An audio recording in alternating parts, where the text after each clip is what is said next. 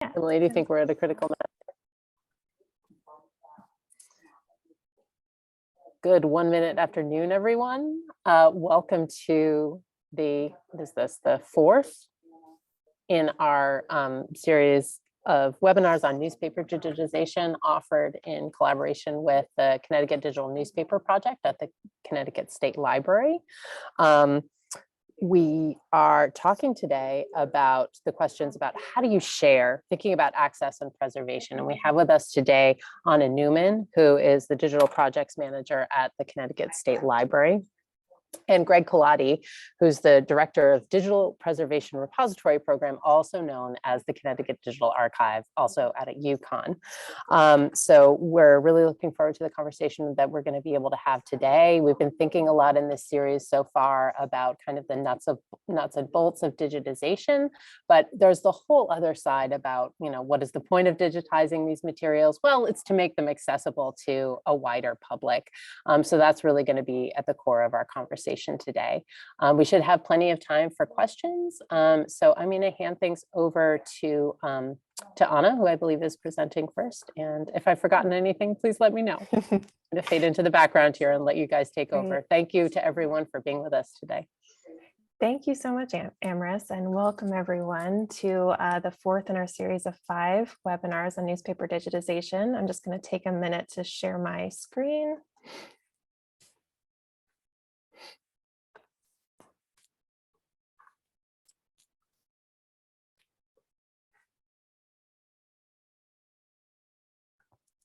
Okay, does that look good? Yeah, okay, great. Looks great. All right, perfect. So like Amris said, I am the Digital Projects Manager at the State Library. I'm also the co-director of the Connecticut Digital Newspaper Project. So in the 3 previous webinars in this series, which hopefully you were able to get a chance to either attend or watch the recordings of on the CLHO YouTube channel, we've talked about how do you select newspapers to digitize, either from microfilm or from print originals. How do you assess copyright? How do you manage your project, work with vendors, and then also the technical specifications for how you actually digitize. So today we're going to be talking about kind of the final stage of your newspaper digitization project, the final yet also still very important stage of sharing and also preserving your digitized newspapers.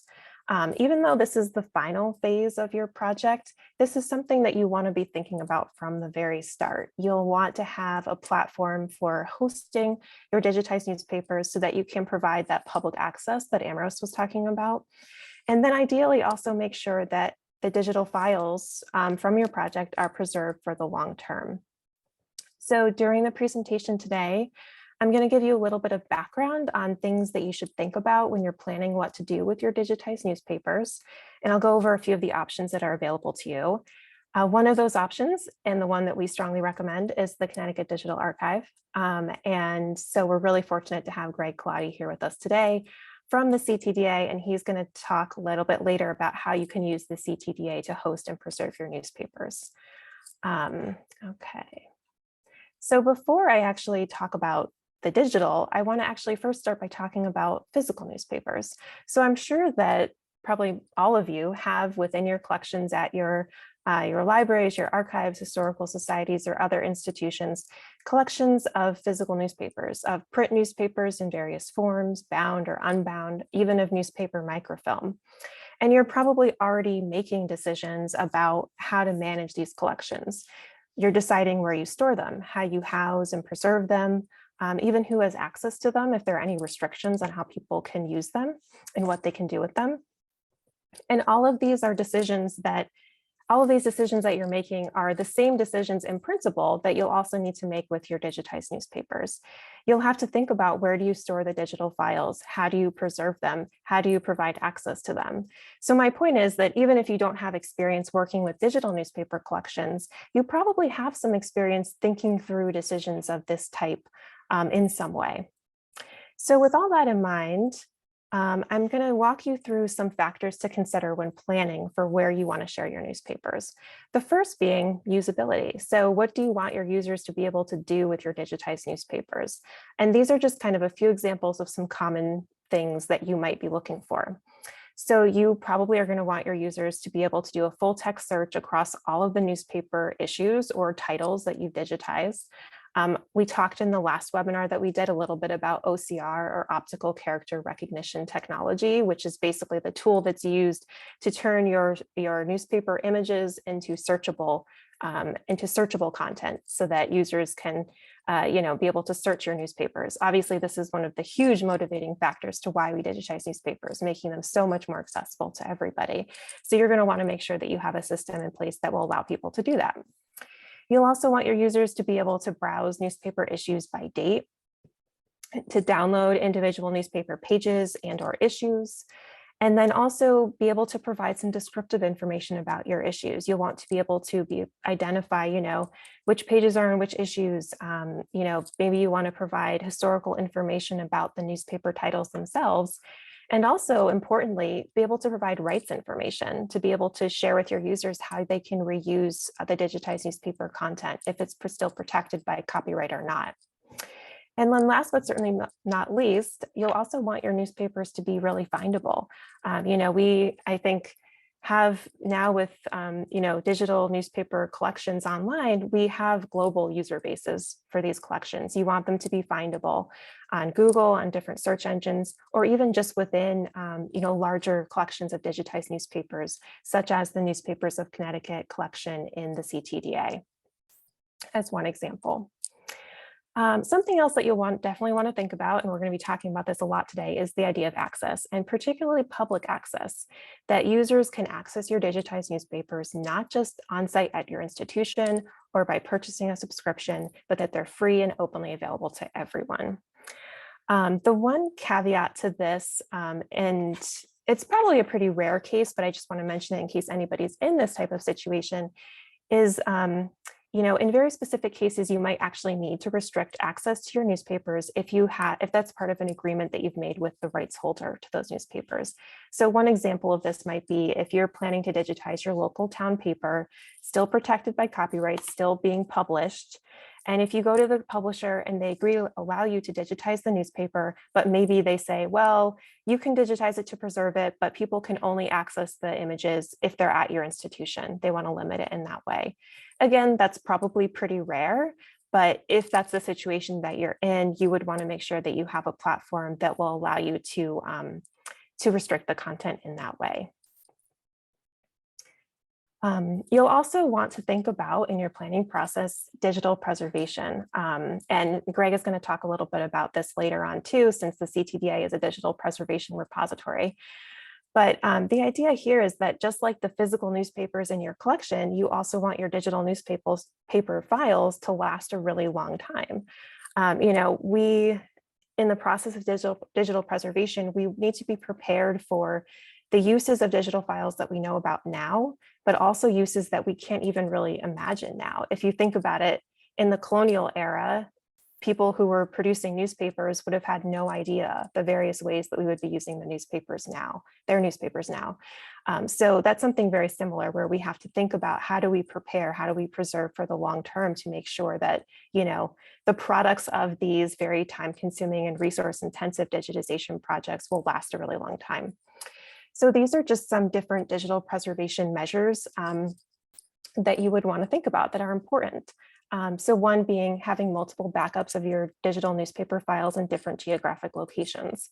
If all of your newspaper files are stored on an external hard drive at your institution and there's some kind of disaster like a flood, you've lost all of that data.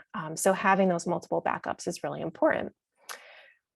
It's also important to be able to verify file integrity over time. So just like physical newspapers might fade, might get yellowed, might physically break down over time, digital files can do that too. It just might not be as noticeable to you until you go to open a file and it's corrupt and you can't open it. So there are a number of different digital preservation tools that can sort of check files regularly and verify their file integrity, and then even restore from a backup if a file gets corrupted.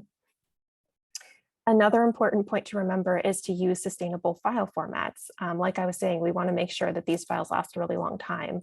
And so using recommended file formats that are sustainable and flexible will help you do that. In the last presentation that we did, our last webinar about technical specifications for newspaper digitization, we shared that the recommended file format for newspaper digitization is a one TIFF image file per newspaper page. And the TIFF file is recommended because it is a sustainable file format so you can keep that in mind. And then lastly, you want to make sure that you're ensuring the security of the files, that they remain unchanged over time. And there are different digital preservation tools that will allow you to do that. And essentially what it kind of boils down to is that, a lot of digital preservation work is resource intensive, requires a lot of technology, and is not generally something that you can accomplish on your own. So having a platform that like a community that you're working with, a vendor that you're working with, is really important in achieving those goals.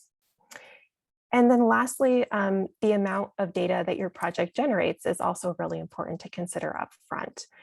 So you want to make sure that, whatever platform you choose can accommodate the amount of data that you're producing with your project.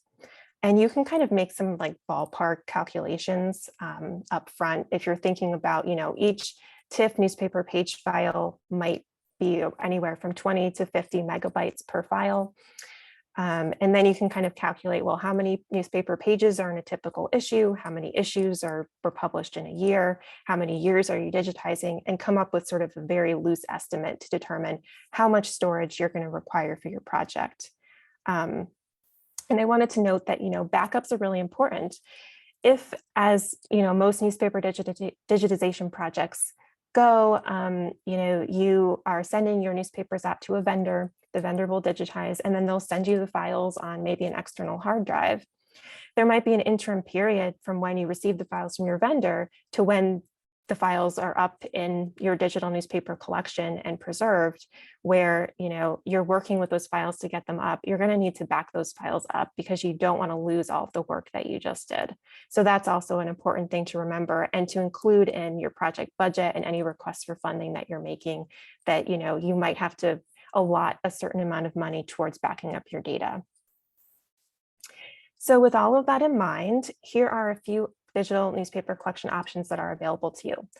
The first one is not a recommended option, which would be hosting on your own website. And the reason why we like to bring it up is because we do get questions. We know that there are certain newspaper digitization projects that have attempted to do this, but we don't recommend it because it does, in order to get the most out of the digital newspaper files that you've produced for your project, you're going to need significant technical infrastructure that's not usually something that you can implement on your own. We've also heard of cases where people who have put newspapers up on their own website have then lost the funding for their hosting and have had to scramble to get another platform. So it's not necessarily the most sustainable solution as well. So that's why we don't recommend it. Another option is that your vendor, the digitization vendor, might actually provide hosting. For most projects, you'll probably be working with a vendor that just digitizes your newspapers and then returns the files to you, and that's about it. They don't do any hosting. But here are a couple of examples of vendors who do provide hosting. So newspapers.com has an interesting model. I think everybody's probably familiar with newspapers.com. It's a big ancestry.com affiliated newspaper database. It's subscription based. With their model, they will actually digitize your newspapers for free. And that sounds very attractive, but there are a lot of terms and conditions that come along with that. For one, there's no public access. It's all paywalled. People have to purchase subscriptions in order to access the newspapers within newspapers.com. There's also no digital preservation involved, which, as we've talked about, is a really important piece of your project. Newspapers.com will also supply you with the digitized files, and you can kind of back them up and keep them for yourself, but there are a lot of terms attached to that. And if you violate any of those terms in terms of what you can do and how you can share those files, you might be liable for having to pay for the total cost of what it costs to digitize those files. So you definitely don't want to violate any of those terms and conditions. So there's a lot that's complicated about newspapers.com, but I think what it boils down to is, we really want to encourage public access to newspapers. We want to make sure that the most people possible can access them. That's why we generally prefer not to have people work with newspapers.com, or, we want that public access. It's so important. Another vendor that you may have heard of, they've done some projects in Connecticut, is Advantage Archives, formerly Advantage Preservation. They're another vendor that will digitize newspapers. You have to pay them to digitize newspapers. They're not doing it for free. But they will also provide you with the option of creating a website for you for access that's at an additional fee to you. So this website, it's entirely for access. There's no digital preservation involved. They will supply the digitized files to you, but then you're going to have to figure out how to digitally preserve those files. So again, this is another option, but it's entirely about access. It's not about preservation. And then last but certainly not least, we have the Connecticut Digital Archive. And so at this point, I'm going to turn things over to Greg, who's going to tell us more about the CTDA. Sure. Thank you, Anna. Yeah, let me stop sharing my screen. Yeah. There we go. And I will start sharing my screen. Yeah, I'm going to actually share multiple screens. Oh, I may not be able to share multiple screens in this app. Oh, well, we'll get there. You should be able to see Connecticut Digital Archive in a big icon. Good. Looks good. I'm the director of the CTDA, as we're called. We are approaching our 10th anniversary. We opened to the public on November 13th. Yes, and it was a Friday in 2013. And at the time, we had about 20,000 objects. Today, we have much more than that, and I'll get to that. But we help Connecticut organizations, communities, and individuals preserve their digital collections according to their wishes. Anyone who becomes a CTDA member maintains ownership and stewardship of their own content.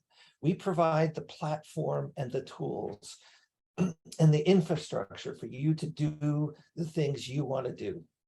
We don't have collecting policies that are set by the individual institutions who want to join.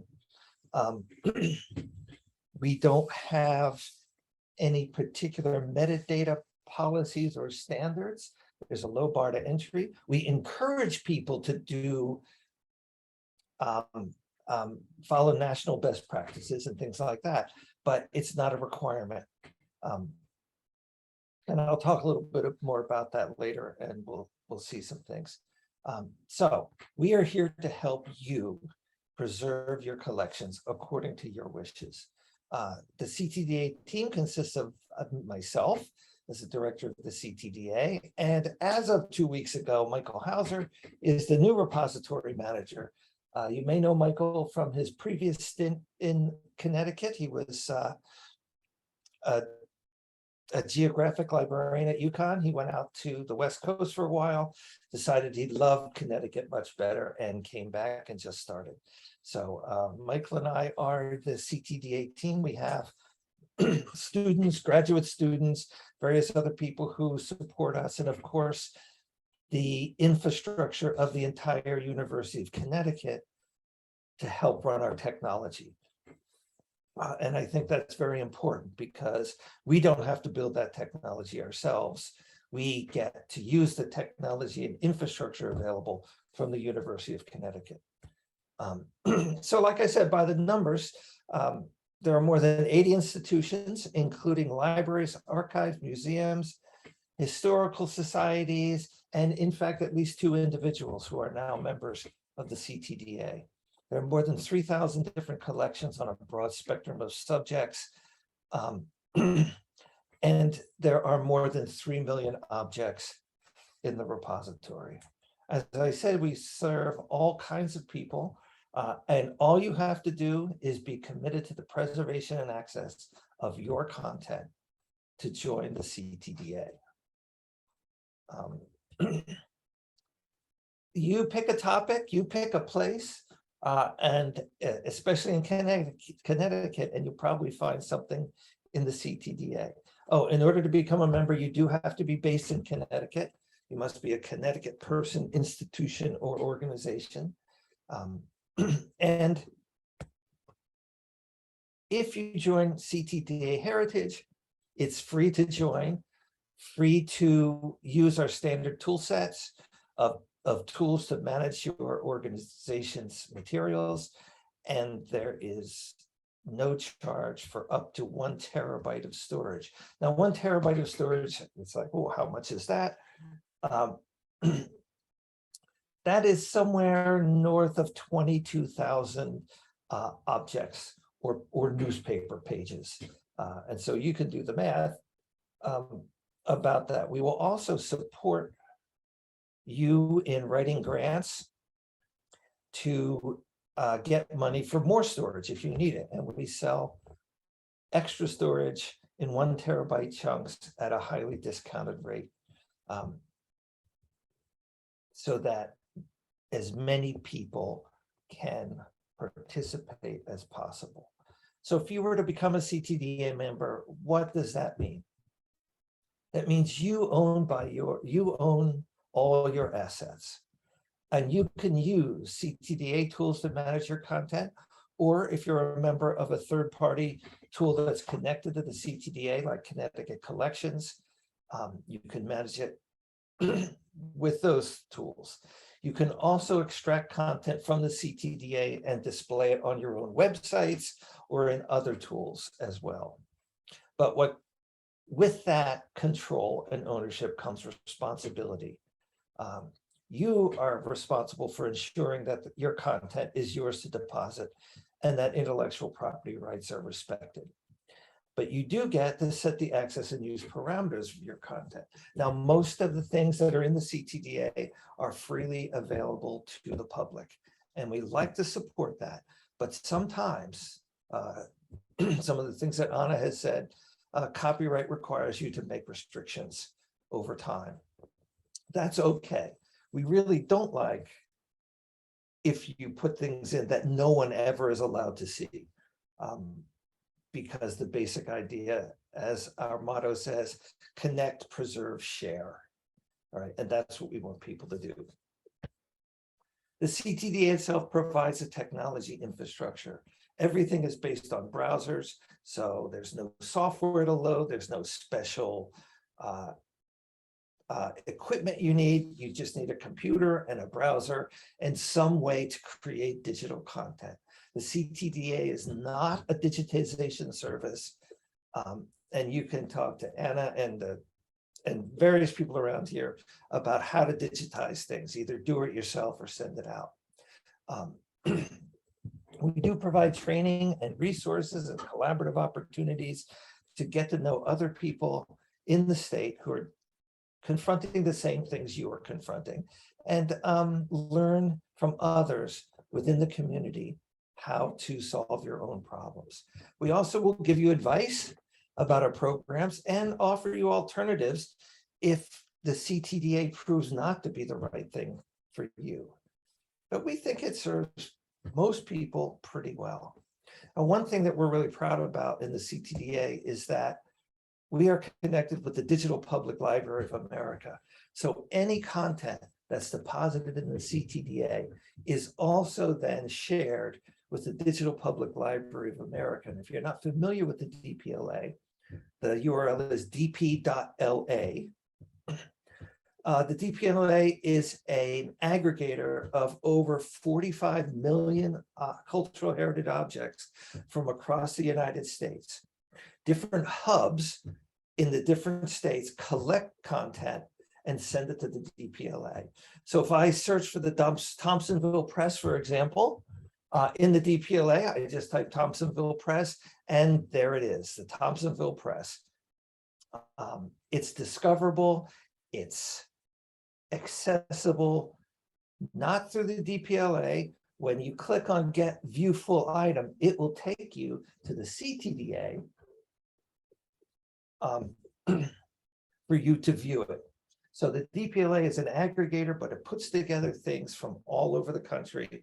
And you would be surprised if you search Connecticut-based things in the DPLA, and you'll find it from places all over the country.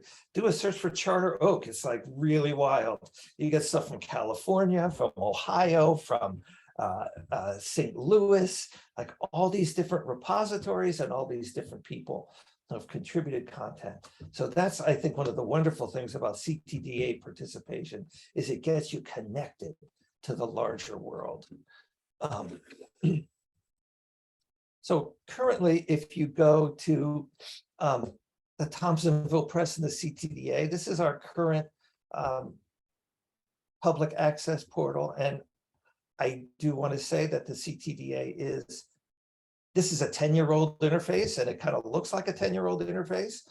We are rebuilding this whole system from the ground up on new modern software, which is scheduled to launch in January. And I'll give you a little preview of some of that in a few minutes. But you get this is specifically the newspaper interface, where you get all the years of the newspaper, and then months and days, and then when you make a selection, you get to the newspaper itself. And all of this is full text searchable, even the ads.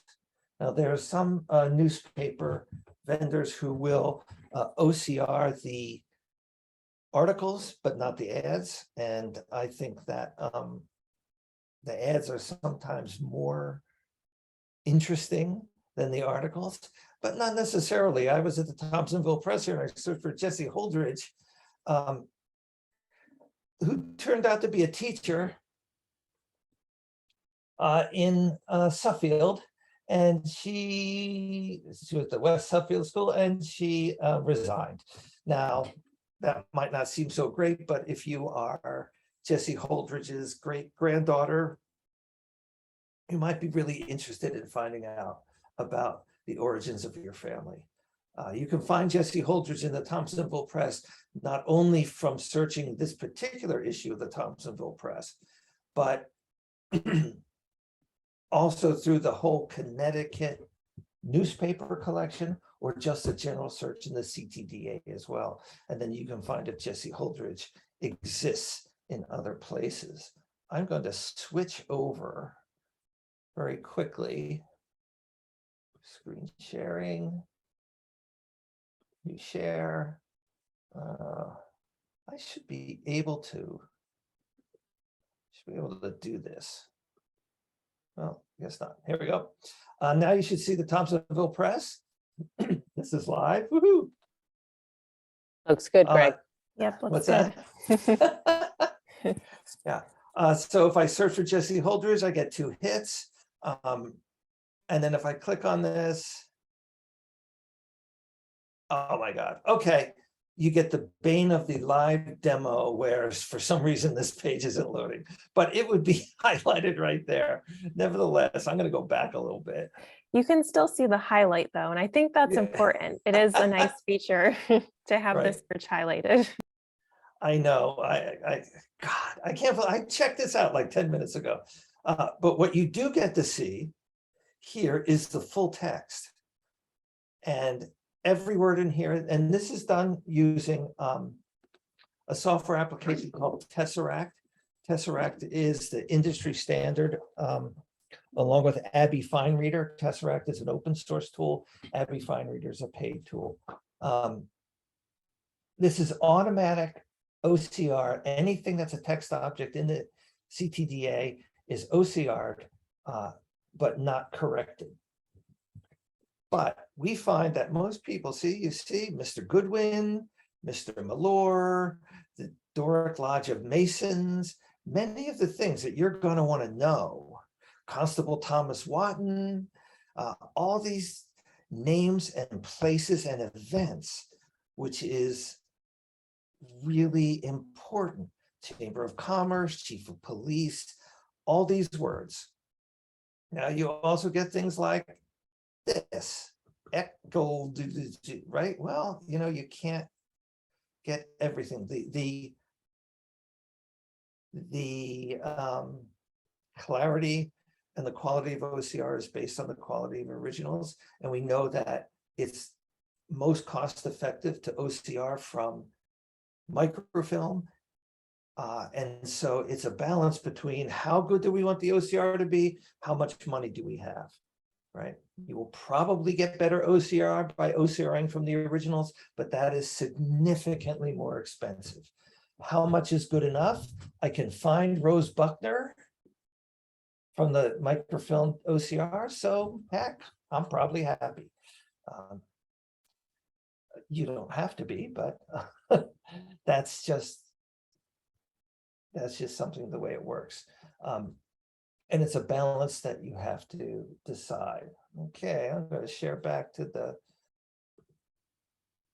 And if I can Yeah. just quickly say, Greg, the first webinar in this series, Nicole did a really awesome presentation about like, how do you select newspapers to digitize, and like, you know, what does it mean to digitize from microfilm versus print originals? So I would totally recommend that to everybody.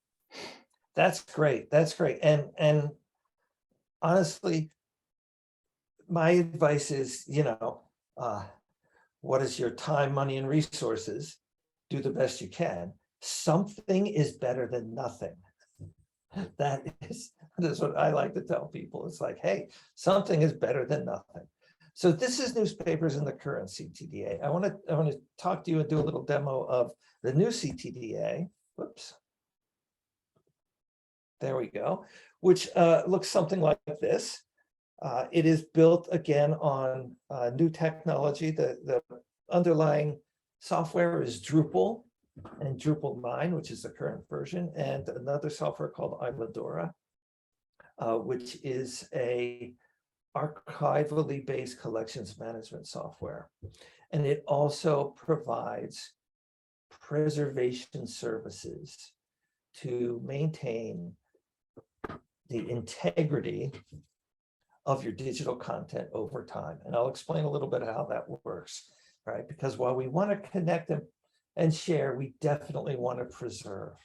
So the new design is a little more modern, it's a little more interactive, it's brighter and happier, I think. And here is how collections get branded by their institution. And I'm going to go and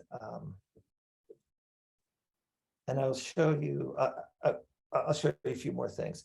The new viewer that's coming out is not installed on our current version yet, but it's a highly interactive viewer. Here's a sample page, and we'll go. I realize these are not newspapers, but this illustrates how the newspapers will work.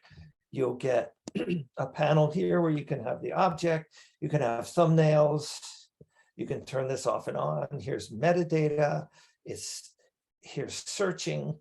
You are able to, and I think this is really interesting, is that you can interact with multiple objects simultaneously. So I could have the newspaper in one panel, and I might have like Jesse Holdridge's journal in another panel and read about her in the newspaper and her over here, or a photo of something else over here. And I'll show you how this viewer works. And so you could have multiple issues of the newspaper open at once and page through the different issues and search through them and things like that. The world has changed quite a bit in 10 years. Now I'm going to switch back to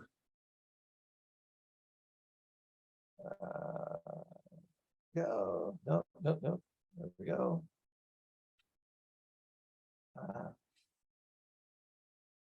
And take a little look at this. This is a live version. Oh, good. We can't wait. And this is all test data, so don't think that the state library has decided that this is what's best for them. Let's look at the state publications collection. And I'm logged in, so there's this little menu over here that allows me to do administrative things that regular people don't get. let's look at the mental hygiene news. Oh, that looks like fun. This is a book object. It's paged content. You can see this is not the Mirador viewer. This is the old viewer, but you get metadata, right? This viewer is not bad. It's just like not as good. But I want to show you something here. This is the mental hygiene news, and it's got 4 pages. All right. And if I look at this first page, page 1, that's the page. And the file, these are all the files that go into making up that page. There's the original file, which is the one that gets preserved. There's thumbnails. There's a service file, which is the one that gets sent out. And there's the extracted text of the OCR. I wonder what happens if I click on that. Man, never do something like that. Okay, never mind. But let's take a look at the original file. All right. That's funny. There should be a small picture of it. And here is what's called an MD5 hash, or a checksum. This is a number that's derived from mathematically looking at all the pixels in the object, and it will run this checksum every once in a while to determine, okay, the file. All right, let me get a better one. Of course, I pick one. It will tell you if, let's go to the points of interest in Connecticut. See if that one works. Children. I think this is this just a PDF. Yeah. Yes. Oh, good. That's even better because it's easier, right? Here's the original PDF. Here's the extracted text, and here's the thumbnail, right? If I go to this object, there's the additional document, the original document. There's its hash. And if I look at fixity, I can see that it's gotten checked 6 times as early as Monday, 9/26. And it will tell you if those 2 numbers don't match, it will kick out an error message and say, ooh, something's wrong, right? And then we can go back and find out what's wrong and fix it. This is anytime that anything has happened to it. We could say it was uploaded in May 24th, and nothing has happened to it since then. So these are all preservation things that go on behind the scenes that you should never even have to understand or care about. Just know that it's being done and we do it for you. Another thing that happens is this is stored in 3 locations. One on 2 different locations at the University of Connecticut, and a 3rd location in the Groton Data Center, which is geographically distinct. And so if stores catches on fire and explodes, all the data is still there. I'm going to show you a couple more things about the viewer, and this is a sample viewer, but here's my object. I can say, oh, I like this. I want to see though. I want to see every page at once. There they are. Okay, and I can say, oh, you know what? I want to check out the OCR. And what this does here is it puts the OCR right on the page. And what you can do is you can check the OCR by pulling the slider down, which changes it from here's the text on the page and here's the OCR. And so I realize this is in German, but I think that's really interesting. It makes it easier to evaluate the quality of the OCR. I can also get the metadata here, and I can also search on this page, or I think search in this document. Let's see. I just searched for Doppelten. Right, and apparently it's in a bunch of places, and you get the same highlights and things like that. I can also do things like, as I said, And again, this is a test. I can look at more than one object at the same time. And well, that looks very interesting. I can also change how I look at it. And I can create myself a little desktop where I can move things around and look at them. So the presentation is much better than it used to be. And you know, I can make this bigger. I can do all kinds of stuff. But this really more mimics the experience you would have if you went into an archives and had things out on a desk in front of you. And that's really what we're trying to do in this sharing experience. Okay, so let's go back.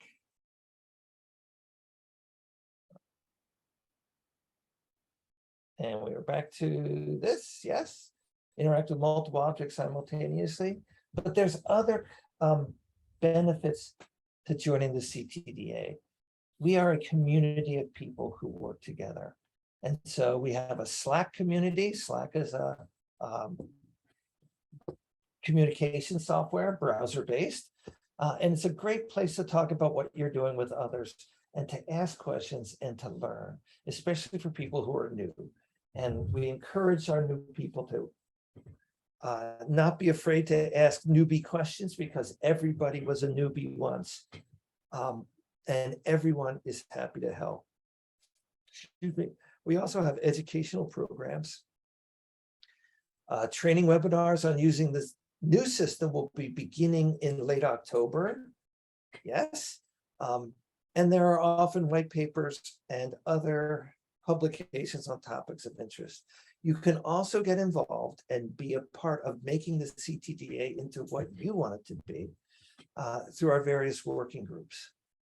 You can also get connected to the larger world of digital libraries and digital preservation through our connection to things like the Inandura Foundation, the DPLA, the National Digital NDSL. It's not the NDSL, it's the NDSA, the National Digital Stewardship Alliance, who have working groups and discussion threads about all sorts of things. So that's the CTDA in a nutshell. Connect, preserve, share, right?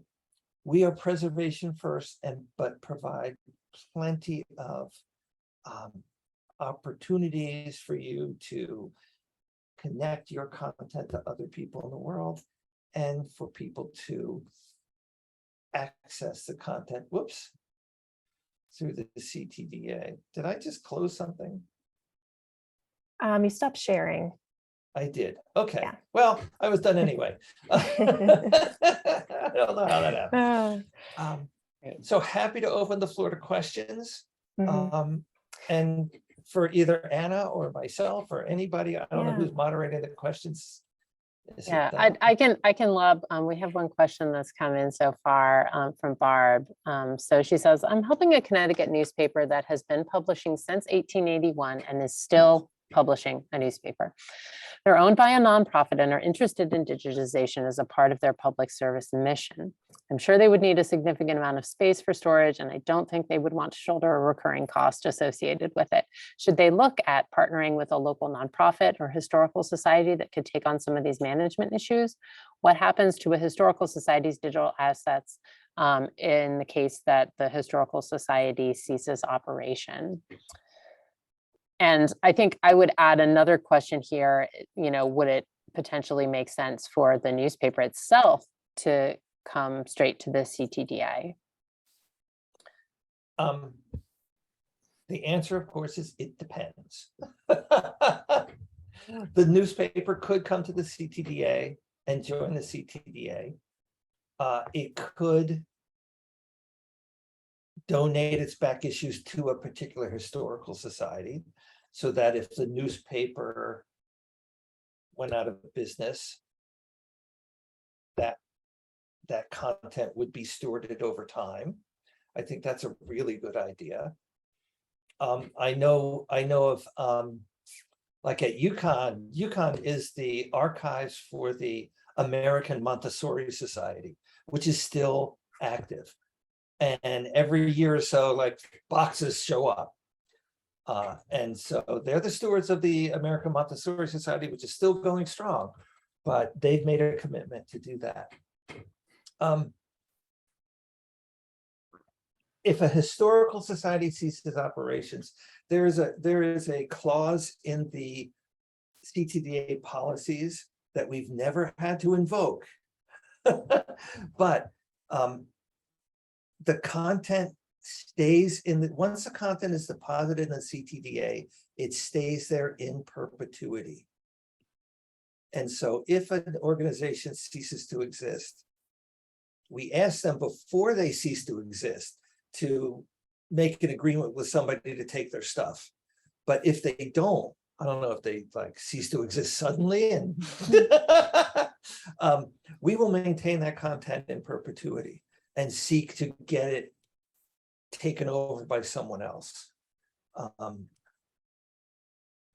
Significant amount of space for storage. Like I said, 1 terabyte is to start is about 22,000 pages. If you need to buy more terabytes, we have a process, we have a program called Pay Once, Store Forever, or POSIF, POSF, which means if you can get a grant to digitize your newspaper, you say, oh, well, we need this much money for preservation.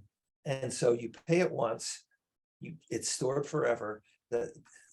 I don't know if I should quote prices, but the institutions pay approximately 15% of the real and actual total cost of preservation.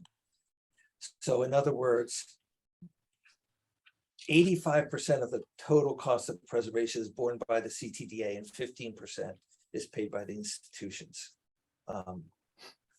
So there's no recurring cost associated with additional storage. No, pay once, store forever. Because most people do things like, oh, we're going to get a grant. Let's get Connecticut Humanities or the IMLS or the NHPRC, who are happy, willing, and in fact, almost insist that you have a preservation, they insist you have a preservation solution and are so happy to pay for that because they know you've thought about it. So yeah, you can get money that one-time cost, you're good forever. That's a really great model, Greg. I'm glad you guys have it set up like that. It actually was developed by the California Digital Library. They did they have a spreadsheet that's like 400 miles long about how to calculate this. We use a much more simplified version, but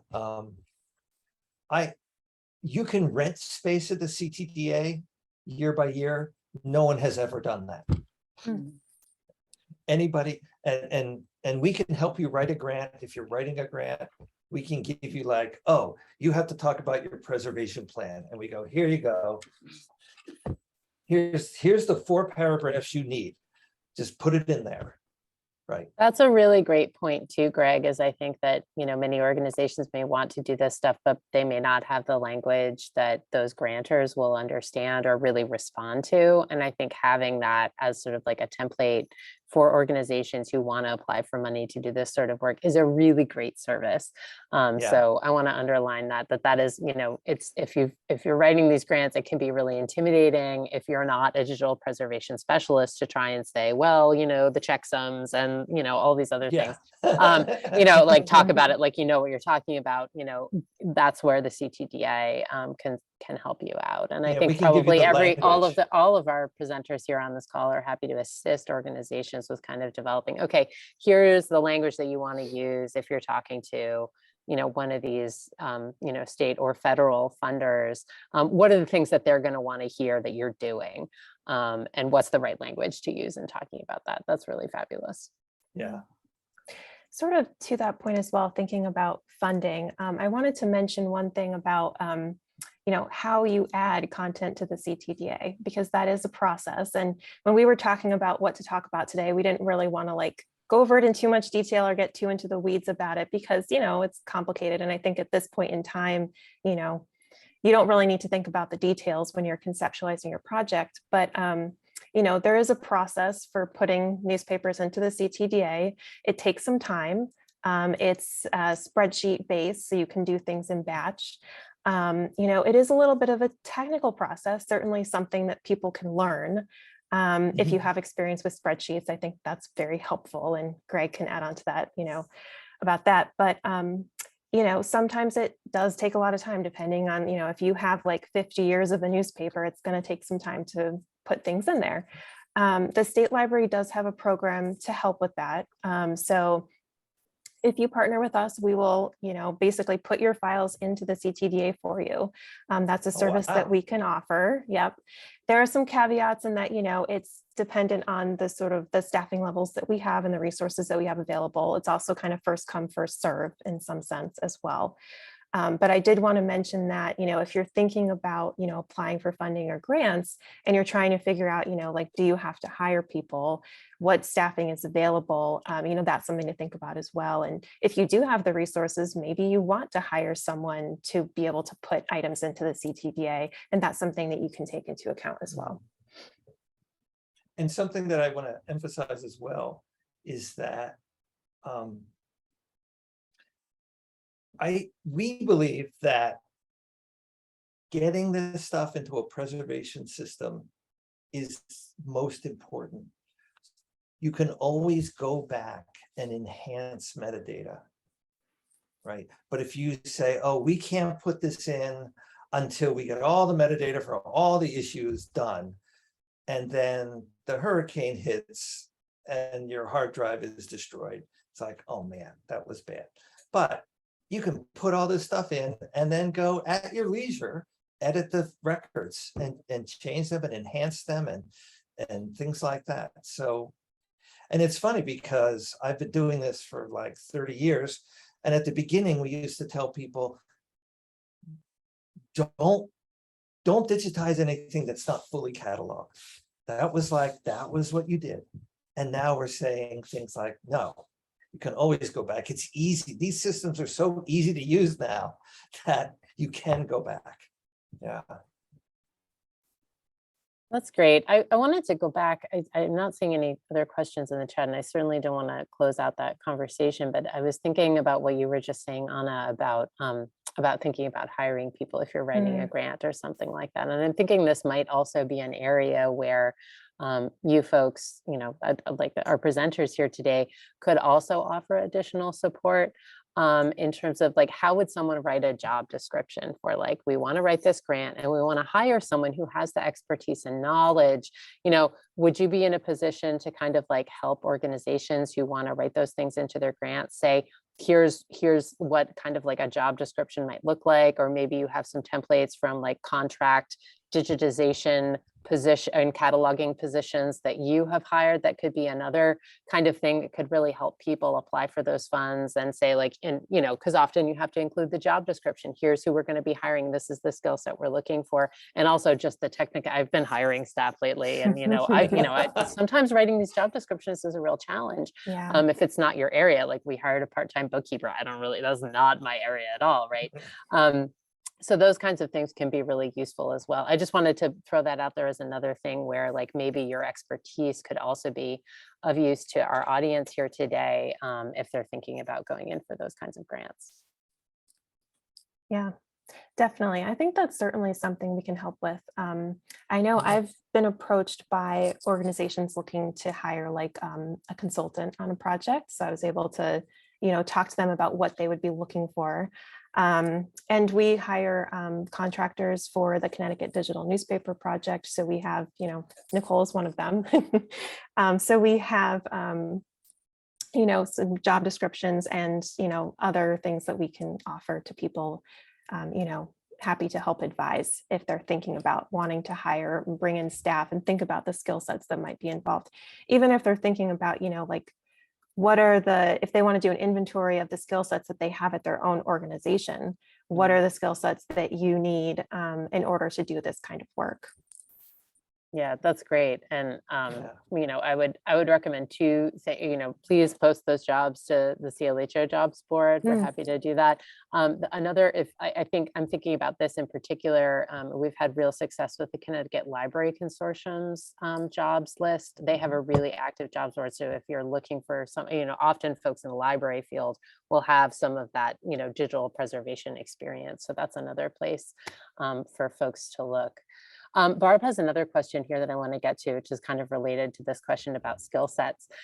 So how hard is it to upload materials to the CTDA? Can it be done by volunteers? Well, the answer to this question, like all questions, is it depends. I knew that's what, yeah. Honestly,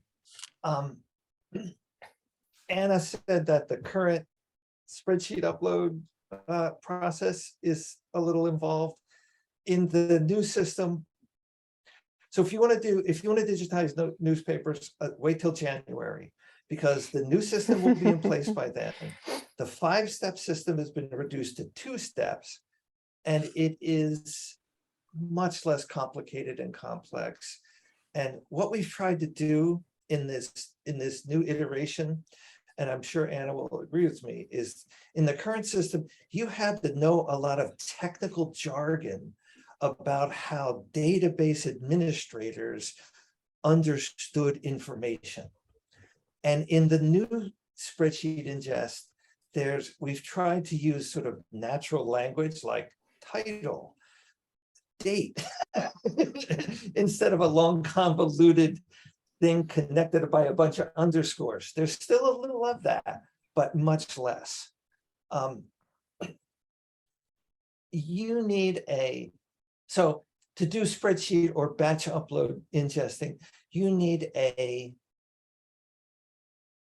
an average understanding of how to manipulate a spreadsheet. Like, can you grab a thing and pull it down and fill in the whole column with the same thing? Or can you grab something and pull it down and make it increment by 1 every time and stuff like that? If you want to hand type things, it's just filling out a form. I think the hardest thing is to have a consistent way to describe and talk about the things you're cataloging. It is not, the technical difficulties are not as hard as the intellectual difficulties, I think. You have to know ahead of time, and Anna, you can probably speak to that, right? You have to say, okay, we're going to call this an issue? Are we going to call it a series? It's like, what words do we use and how consistent are we going to be? And that's what trips things up. If you have a volunteer with a little piece of paper next to him that says, oh, I always use the term volume here for a new year, an issue here, or something like that, then you're okay. The good part is that the CTDA is completely online, no software to load, so you can do it from anywhere, even the comfort of your own home, which is where I do most of my work now. I would also add to that as well that we, the State Library, we have just kind of the basic guidelines, I guess, that we use to create our newspaper metadata, or the descriptive information about the newspaper that you would include into the CTDA. So things like, how do you format the title of a newspaper issue? Like, including the issue date, the rights information, that type of thing. And we're very happy to and have shared that information with people working on newspaper digitization projects with the CTDA, or, putting their files into the CTDA. Just to help you get a sense of like, what's the information that you want to gather at the start of the process to be able to create those spreadsheets for your newspapers. Yeah, you guys are really good at that. Like, we've done so many newspapers. It's, we have right. we have to have guidelines or we'd never get anywhere. Right, because it would be like a jumble. And Yeah. that's why the work we do in Connecticut. I am very proud of how collaborative and how much everybody in Connecticut works together. I've worked in many places across the country, and we are doing some of the best work of anywhere I've seen. The newspaper projects, works with us in the CTDA, and then there's like, Connecticut Humanities, and then there's Brian out with the EAD finding aid database, and we're all looking for ways to hook this stuff together, and so that you don't have to do the same thing in 5 different places. And if you wanted to know how to do newspapers, I wouldn't tell you. I would say you got to talk to Anna. Like, they know what they're doing. Yeah. I just want to say, I think another point too, with your volunteers or if you have staff that you're trying to determine, are they able to do this, is their comfort with technology. I think Greg and Anna would agree. If maybe they don't have a lot of technical skill, but if they're comfortable learning and they're willing to learn and grow their skills, they can handle working with spreadsheets. It's just a matter of that. But if you have folks who are not as comfortable or don't have the time to learn, then that's when you have to assess. So it's like Anna said, doing an assessment, and an honest assessment, nothing, no shame in saying, I'm not a technical person, this is not my forte. And then you go from there. So, and I think Greg and Anna both have really good tips for determining, am I able to work with a spreadsheet and do this level of work? So. Yeah, and Greg, I and- mean, you have lots of like resources for people on like how to do this, right? For organizations, for individuals who want to upload stuff to the CTA, how to's. I know that in the pre-pandemic times, you like would host these little gatherings actually out at the UConn Library, and like, for new CTDA members, and walk through processes and answer questions and things like that. I'm just wondering what kind of support you're offering right now, perhaps in new ways, like through video tutorials or something, to help people who are learning how to use CTDA do that. Yeah, we have a whole section on our website called the Resource Center that will become obsolete in 2 months. So you're saying wait, but I'm just, because I assume that you're going to continue offering this kind of support, regardless of the particular iteration of CTDA. We have been rewriting the Resource Center as different pieces of the system have become, stable. So there's always the Resource Center. There's always the Slack channels where people go, oh, I'm trying to do this and I'm getting stuck here.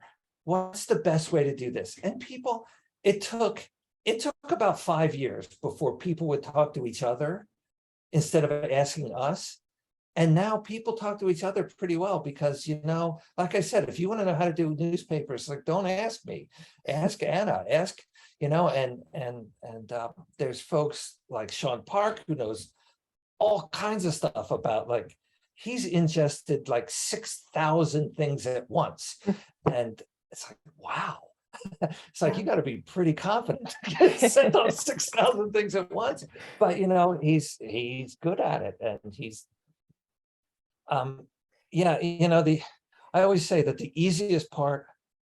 two easiest parts of a digitization project is digitizing stuff and hitting the button to upload them. And the hard part is the intellectual work of getting it organized. And the easier it is to use at the other end, the more work you put in at it at the back end. And really, digitization projects are labor intensive. Yeah. But it's okay. There's lots of people to help. Yes, absolutely. And I think, to your point about the Slack community, that is such a great place. I've seen so many people have been like, I have this really odd item and I don't know how to put it into the CTDA. Like, has anybody else done something like this? And people will chime in with different ideas and things. And that's a really great resource to CTDA members. And I think also the CTDA is really great to work with because, you guys aren't a vendor, like you're not a vendor kind of sitting off in the distance and making decisions without talking to the community. You are very responsive to the community and the needs of the community. And, wanting to add new features and respond to things and comments that people get. And that's something that I always really appreciate. And I think is really important to note here for everybody who might be thinking of becoming a CTDA member, is that you do have a voice in what happens in the CTDA. Oh, thank you for pointing that out, because that is something that we really, really believe in, that we are not doing this for us. We're doing this for the community. So, if a bunch of people say we want this, we'll go, okay, we'll do our best. And sometimes we have to say, no, we can't do it. We don't have the resources. But most of the time, yeah, it's like, what do you want? Where does the community want to go? We have an annual meeting every year that's free, that people come to, and it's going to be in person next time.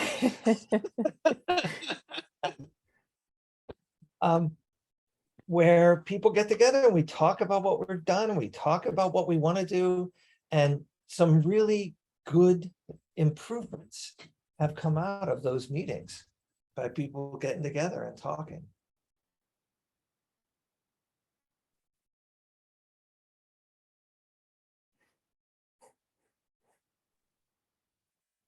I think we can open things up to general questions. I don't know if anybody wants to raise their hand and ask something live. I'm going to switch to the gallery view so I can see everybody here.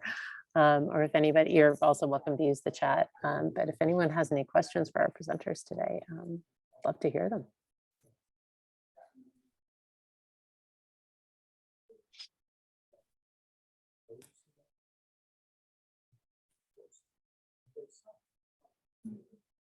Well, access solved, preservation and access done. We did it.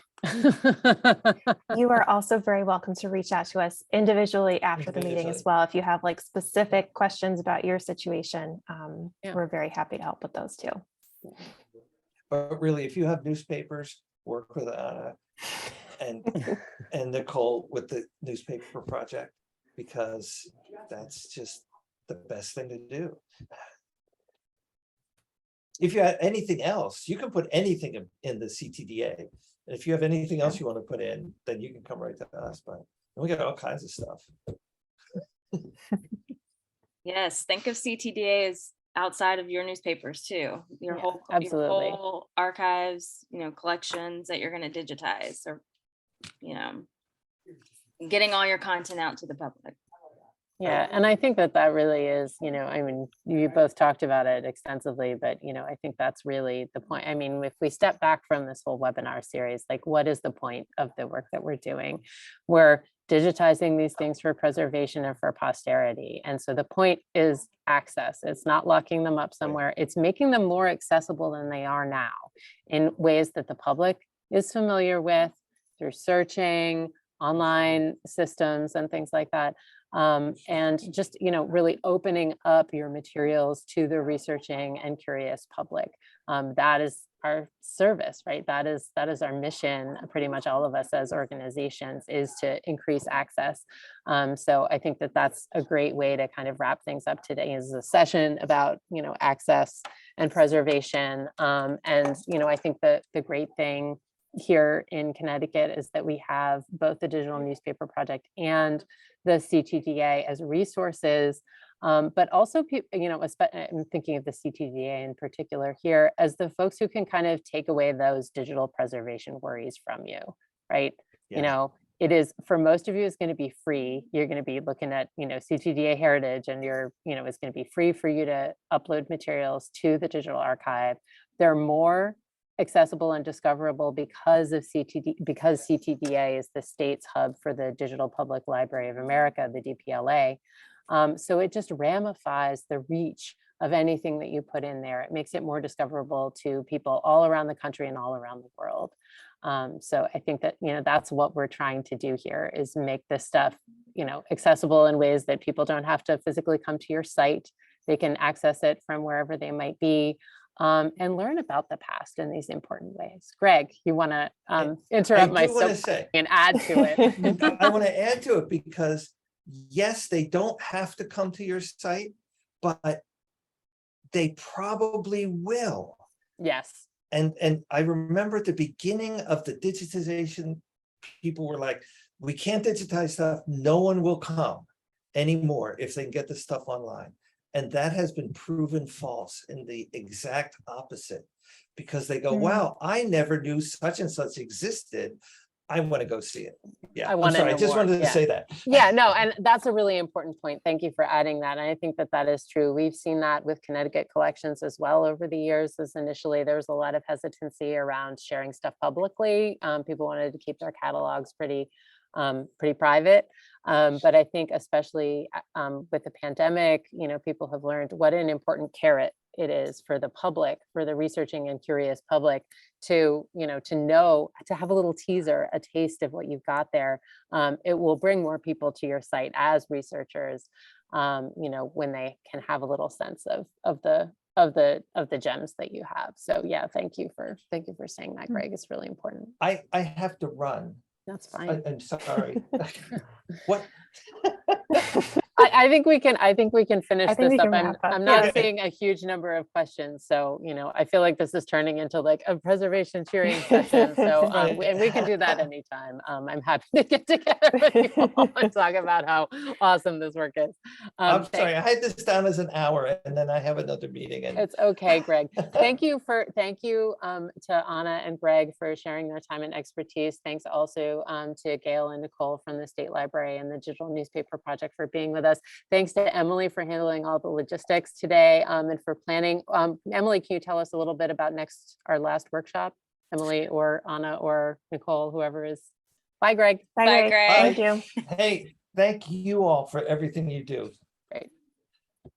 Actually, I Nicole can or mention if you Gail? want it, Yeah. or Great, Gail. Yeah, You so talk our about- next- whoever knows what's next. Give it a little so plug. yeah. So the next one is going to be more of like a panel of talking to people who have actually done these projects at their like local libraries and so forth. So they're going to talk about their projects. So you'll hear directly from those who have done these, and so it should be really great. So looking forward to that.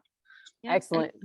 It'll be a chance to ask them a question. And if Yeah. you have any questions for the CSL team after all these webinars, any lingering questions, anything you want to pick our brains about, it basically be really interactive. That's great. Yeah, stories from the trenches, I think. Yep. That's always Absolutely. good. Yeah, that's what we want here. Yes. Thank you again, as always. This has been a great series, and we look forward to seeing you all next week.